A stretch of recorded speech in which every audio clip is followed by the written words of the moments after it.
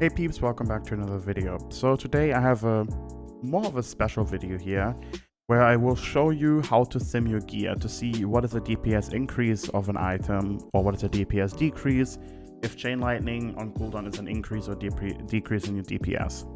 First up on this website, it's the GitHub WildSims website, made by people who do this for free, by the way. So if something doesn't work, you can report the bug on the top right here. Report the bug, and then they will get to it. Sometimes it takes a little while because they don't get paid. They do this in their free time. But if you're on this website, you put in your gear, all the gems and whatnot, you know, pretty self-explanatory. Then getting to settings, you put your average fight duration that your guild has in here, plus minus 5. That's it. You know, player-wise, you obviously use your water shield, you put your race and your professions. If you are the Bloodlust in your raid, you will have to left click this. If someone else uses Bloodlust in your raid, you right click this. Rotation. I usually go for manual because it's just more, well, a few more settings that you can do there, which basically just helps your DPS out sometimes. Because if you do adaptive, you know, sometimes the bot that does the automatic stuff doesn't know what to do. Manual is just a little more, well, certainty.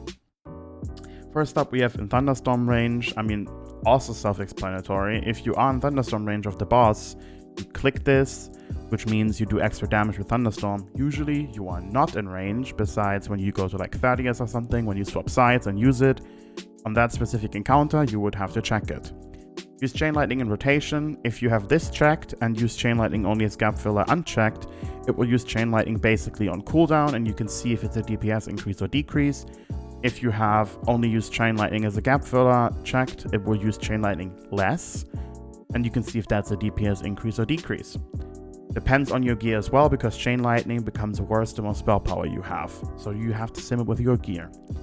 Use Fire Nova in rotation, leave it off, you don't use it in your rotation in single target.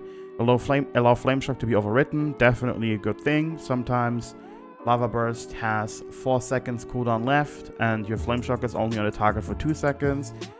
But if you use a, you know, Lightning Bolt, technically it would be the actual time where you can reapply Flame Shock without getting any damage diminishing returns and stuff like that. But sometimes you need to basically override the Flame Shock even though there's a little bit left, just because when you are in that state of your cooldowns being a little longer, like let's say Lightning Bolt being 1.6 seconds, sometimes you have these awkward moments of 0.4, 0.3 seconds of Flame Shock not being on the target, so you cannot use Lava Burst, because you have to reapply your Flame Shock, otherwise it doesn't crit, right? So yeah, sorry for the explanation, but if you don't understand, just hover over the eye and you can see exactly what this means here.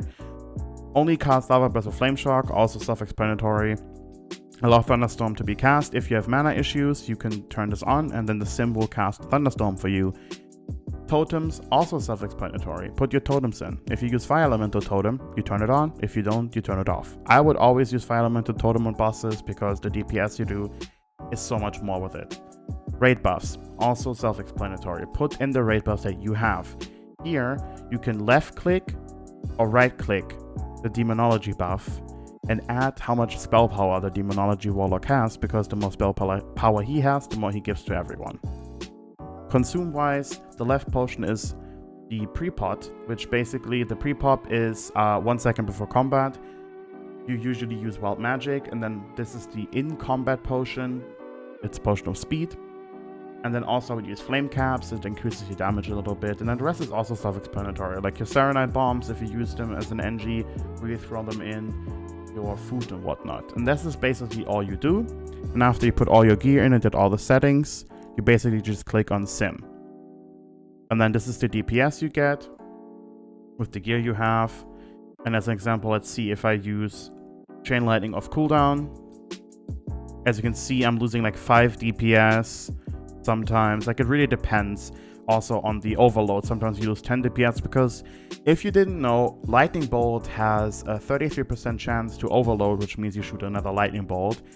And Chain Lightning technically has the same chance, but since Chain Lightning hits 3 people max, it's split between 3 targets. So it's 11% per target. So if you use Chain Lightning on single target, it's only 11% chance to basically cast another Chain Lightning. So yeah, this is all. You know, if you get a new item, you can put it on here and click on sim again and see the DPS difference. That's basically it. And you should definitely sim multiple times.